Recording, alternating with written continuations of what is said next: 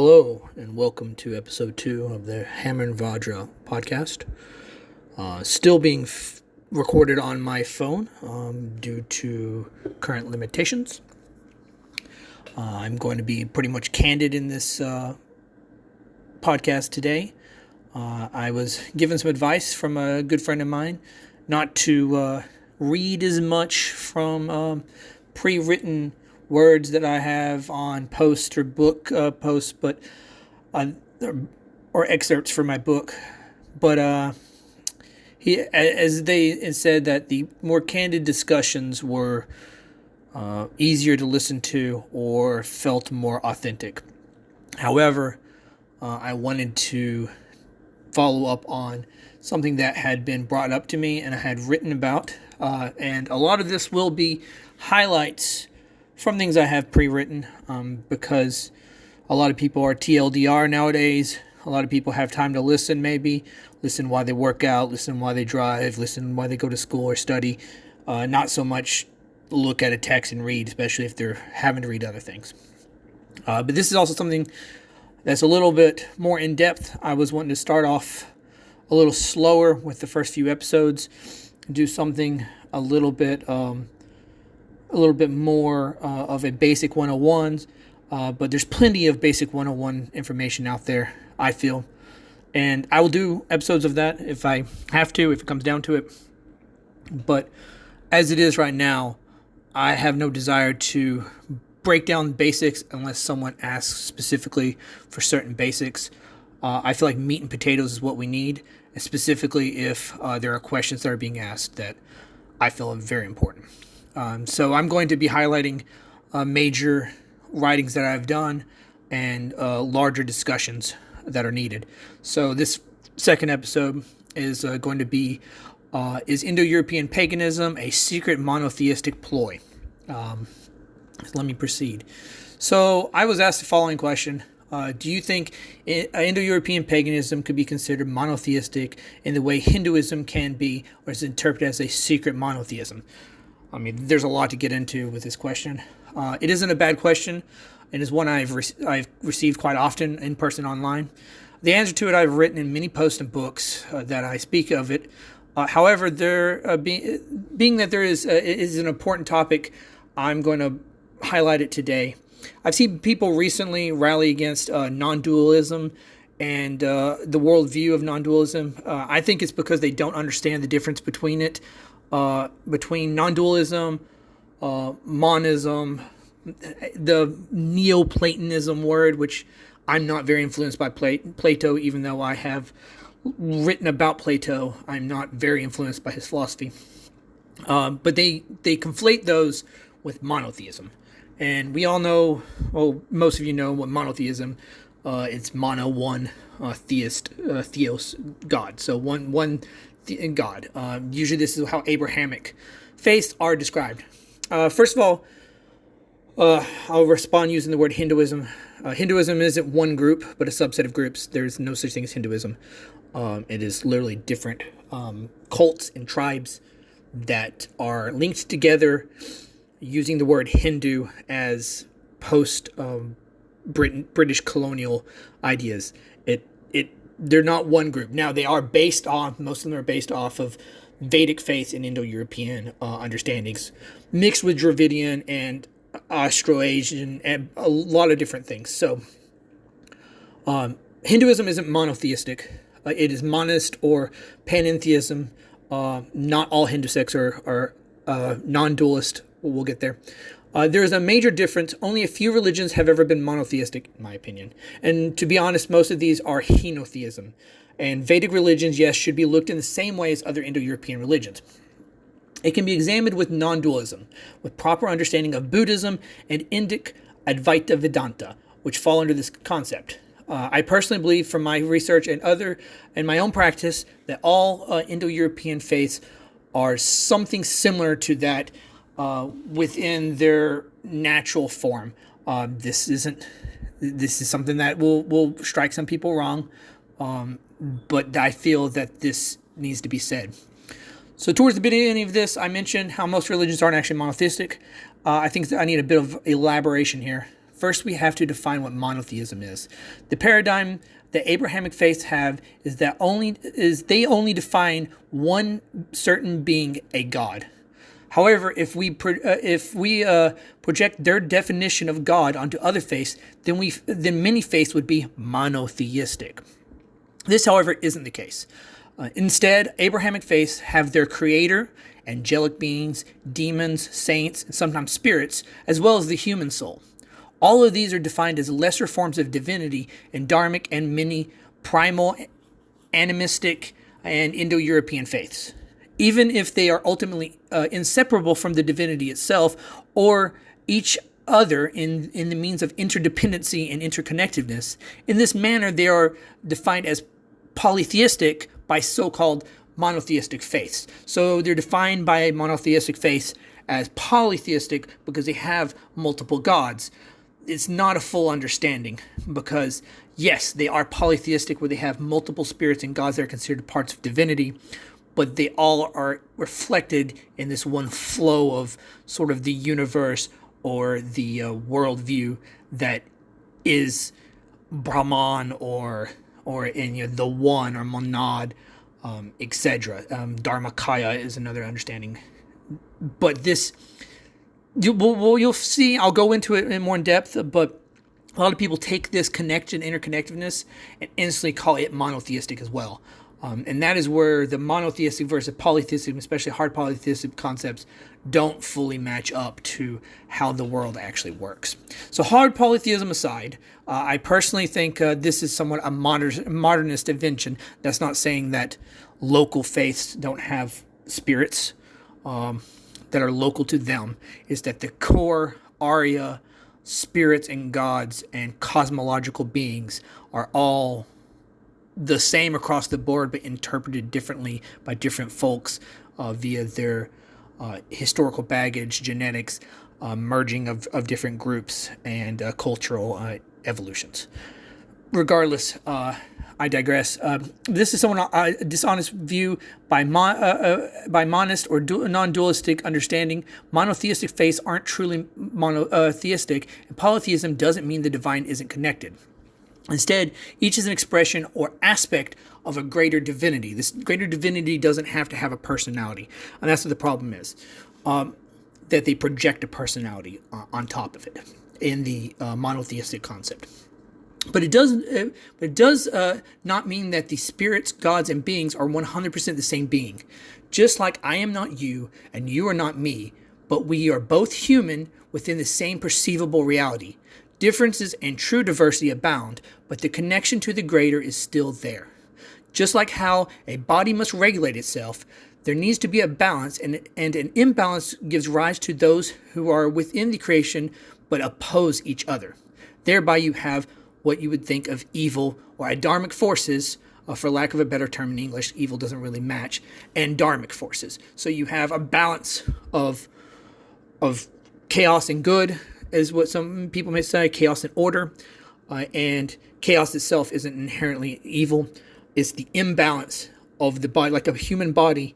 The imbalance is what is evil. It causes the imbalance in life. It causes sickness in the body, and the body is all of existence. While moksha, nirvana, apotheosis, and oneness within the greater encompassing divine that either exists or doesn't inherently exist in case of the term non-existent existence. The unknowable known. It is the goal of many faiths and expressions of faith. It should never deny the existence around us or the interdependent karmic arising of this reality.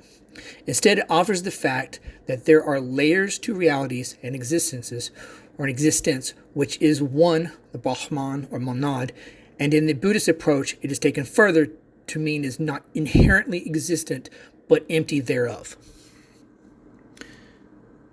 So let me break this down. Moksha, nirvana, apotheosis, and oneness, these are all the concepts of becoming one with God, right? One with the greater being. But at no point being one with this unknowable known, which in Buddhism is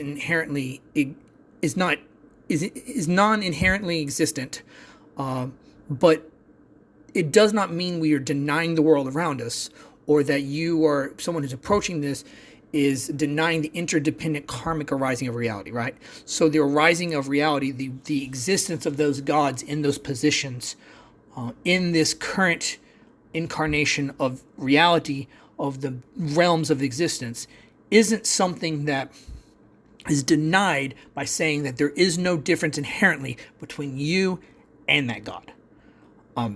You just have to find the connection to that God, and then to the greater connection that that God itself is connected to. So I'll go further.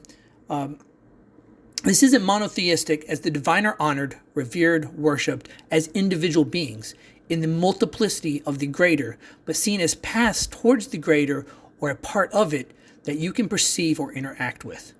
Within Tantric paths, they act more as a guidepost or gurus. In the general lay and folk sense, they are divine ancestors with natural domains. In both, they have cosmological functions that they are respected for. I think that speaks for itself, that this isn't monotheistic. Your ancestors are honored, revered, and worshipped. Individual beings of greater beings, including gods and various gods, are still understood. Even if they, depending on your path, they act more as a guidepost or as some people would think as an archetype, but they are still not denying the existence of these beings in some form and or their cosmological function, which they demand, or not really demand, but honestly, it demands us to respect them, worship them, and at least revere them. And the more you're in tune and connected to them, the more you are helping a relationship, fostering a connection with that God or that aspect. This is not to say that there is only one God, because the definition of God is being used disingenuously. Nor is it to be universal and say that all gods are the same across the board, because your karmic perception of reality is also based off your genetics, cultural upbringing, traditions, etc. Thereby, as all people aren't the same, nor is all attuned understanding and expression of the divine. So, this goes back to what I had said, that there is differences culturally. So we can state that the main core cosmological functions of the universe in a perennial concept are all from original source, right? Specifically the Arya gods, the Indo-European gods. But this doesn't mean that they're 100% the same approach to God, the gods, for everyone. Yes, Perun, Indra, and Thor are almost the exact same being. There's no real arguing that. Anyone who argues that isn't understanding the position in cross-analysis or worship or the people who were related to establishing that connection with that God. But based off of different cultural upbringings, genetics, the traditions of the people that these people encountered, merged with, settled at, their locale, where the evolution of their environment has caused it to be a different understanding and expression of the divine, which should be respected separately. Meaning that you shouldn't, me seeing Perun as Indra and Thor in my personal worship does not mean that I should go to a Slavic place and be telling those people that this is just Indra and you should just wash all of this away and worship Indra, or call Thor only by Indra or only by Perun and say, well, this is just this. It's asinine to think that, and it's asinine to think that anyone of Indo-European, cross-Indo-European studies or spirituality should be suggesting that or is suggesting that. I definitely am not and never have suggested such things. This being said, I think there is much merit to the primal worship of local spirits, heroes, and folk variants of the divine, as distinct in that genuine and pure spiritual connection can be expressed in a more carnal and embodied way that one can more often understand easier and receive merit from. So there's merit in your primal worship, your local worship, your heroic folk embodiment of that god or archetype or spirit. There's more merit in that sometimes because it can be easier understood and perceived by the lay people or by the general folk and populace. However, within the evolution of Indo-European faiths and greater understanding of this beyond divinity and connectedness has come about through deep seeking divine revelations and is the next step for those who are ready. There's a concept in a lot of Buddhist and some Hindu, I guess, Vedic ideas, or even you would probably think older Druidic and priesthood things, the vulva, the Seder kind of concept, or even certain Gothi ideas, where someone is initiated into understanding and this greater connectivity, this greater understanding of the gods. They're initiated in when they are ready. When they're in Buddhism, it's more when they're karmically ready. So often, not everybody's expected to be a monk all the time. Not everyone's going to be ready to be a monk or called to be a monk. Same thing, not everyone's ready to be a druid, a priest, etc., what have you. While I mentioned that I see Indo-European faiths as representing the above, which is what I mentioned above in this, I will say you can see the similarities in adjacent or other Eurasian faiths. So I go to say Tigrism, Shintoism, some forms of Taoism, and some forms of Egyptian faith also express this as well. By expressing this, I mean non-dualism, the Advaita Vedanta kind of concept. Even the pre-colonial Amerindians and Americans express this as well to some degree. This greater spirit that is embodies in all the spirits are basically a mitosis of that greater spirit. Usually what I like to use is the human body example. So while the universe, the cosmos, Yggdrasil, whatever you want to call it, the axis mundi of all the core is the human body, right? It's the full body. We are like cells in the body. And these cells communicate up through these organs or to the organs. The organs provide us a mission and we provide them with sustenance and they provide us with sustenance. It's a gift for a gift in the Asatru concept. Those organs are gods. Those organs all work together and they communicate forth to the brain, right? The brain would be more of the Godhead, the Sky Father, the highest understanding or concept before you get to the total, the on, the beyond. And then beyond the Sky Father, beyond the brain, is the whole body itself. And that whole body is what we're talking about when in the whole Brahman or Monad or Dharmakaya, these concepts that connect everything. But at no point does that deny these organs' existence, which is where people are trying to get this monotheistic concept. And despite the bad reputation, I will say, that it gets being Abrahamic based, if someone studies the Kabbalah, which is a Jewish text, I know some people have reservations with that, but I think that is derived from other Caucasian and Indo-European understandings, as well as older Mesopotamian understandings. And a lot of these will align to an idea of the tree of Yggdrasil breaking down different incarnations, different realms, different worlds, and the flow of arising and falling of different gods in a cycle of incarnation or reincarnation. There is nothing about this that is inherently syncretic if you don't desire that approach yourself. So if you don't desire to be syncretic, I'm not pushing synchronicity on anyone, but it is my way of approaching and filling in the gaps of certain pagan concepts that have been lost, but I'm 100% behind those who are trying to recover those themselves. But oftentimes when we recover a tradition, we find that it actually matches other Indo-European traditions that are already pre-existed. Nor is this an advocation for a mono-religion that wipes away all forms of true diversity, as individual and unique specific folk expressions of faith are beautiful and a blessing from the divine. I think what's called I call true diversity, is all of these faiths are a blessing from the divine. The fact that there is a Perun, a Taranis, a Thor, a Indra, shows that the gods have expressed themselves within our peoples and other peoples that we have encountered, and it gives a full flourish of understanding, and I think it should be respected by each.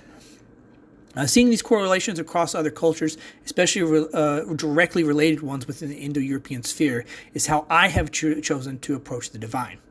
I will go out on a limb and say this is my personal belief through my own initiations, cross-cultural studies, and that of what a majority of wise men, mystics, tantrikas, high priests, and of genuine stock high priests, shamans, medicine men, druids, all had or have come to a conclusion of something similar to what I mentioned here.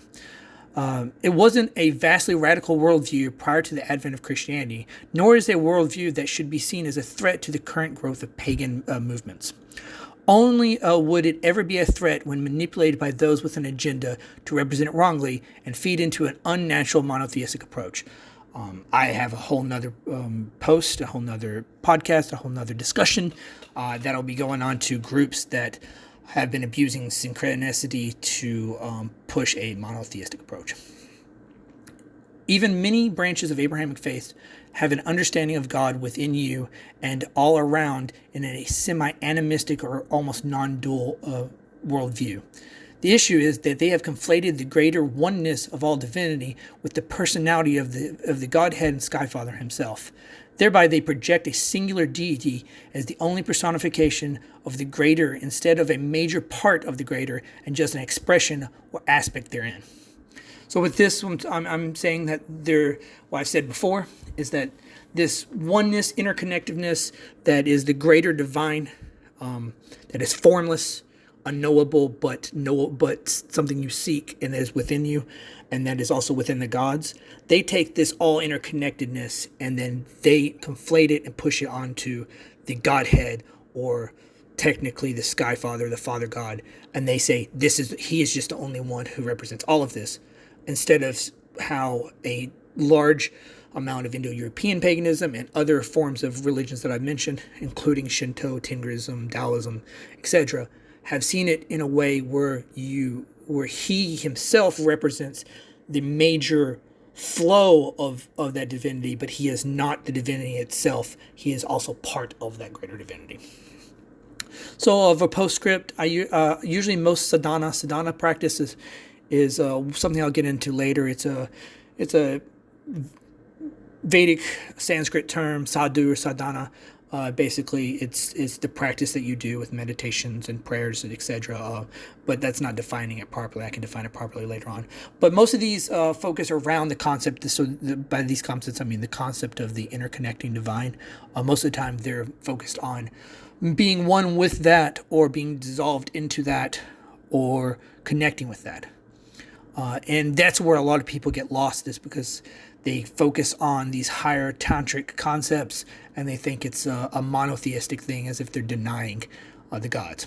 But such as your interconnection to the divine is inseparable of you and the divine. Thereby your focus or your worship and practice on sowing yourself as one with your guiding divine aspect, God or Guru. So you are seeing yourself, you're sewing yourself together, you're pushing yourself to be dissolved within the same, inseparable from that God, the Guru, or your Guru. And that is how most Tantrika works. In general, even a lot of worship works. If you're worshiping Odin, you can praise Odin, but some people take it further in their esoteric view, and they want to become like Odin, and they're in their rituals. They're doing rituals. I don't really advocate for you stabbing your eye out or stabbing yourself in the side, but they're doing rituals of sacrifice to be like Odin, or they're lifting to be like Thor, and they're imagining Thor within them, and that they're becoming like Thor when they're doing so. In concept, these are very similar. In the Vedic or Indic approach, these gods or gurus may guide you to the oneness of Brahman and the greater connection, thereby to moksha, enlightenment, and thereby liberation from the cycle of rebirth. In the Buddhist approach, these divine aspects aren't seen as any difference from the Buddha himself, and thereby are your guideposts to increasing your merit or karmic quality, and ultimately seeing the impermanence of all things and dissolution of all things into emptiness, thereby liberating one from the cycle of rebirth. Another thing people get onto is the life denying, which I'll have a whole nother podcast about, which the cycle of rebirth isn't inherently bad. I believe you're reborn through your genetic family line, but there's also different levels of rebirth and incarnations, which includes those levels within the god realms, the demonic lower Ashura realms, the hungry dead, the Draugr, concepts like that. Those are all dwarves, elves, ghosts. All of these are concepts of incarnation and things that you can incarnate into, and they're not inherently bad. But the ultimate goal in the Vedic faiths would be that of joining that oneness of the overall Godhead and beyond, to not reincarnate constantly, but to go something greater, more like an apotheosis. But that is sometimes misused to call it escapism, to escape this realm, escape this world. But you should never be denying the fact that this world exists, or that you still have responsibilities in this world, and that there is still beauty in the existence in being incarnation. Being incarnated right now as a human is a blessing from the gods, and a blessing that can lead someone to understand and actually approach the Buddhas. Whereas being incarnated as an animal, the only thing you can do is experience nature itself, Mother Nature itself, and then hope to be the best animal you can be until your next incarnation. And not to say that being the best animal you can be isn't also how the animals are worshiping the gods, but that's a whole different story. So this is my approach to this. I wanted to clear the air on this whole monotheistic, syncretic, polytheistic, monism, Advaita Vedanta argument, and hopefully this will give some answers, and then I'll have following up posts and replies regarding this if people want further. Thank you very much for your time.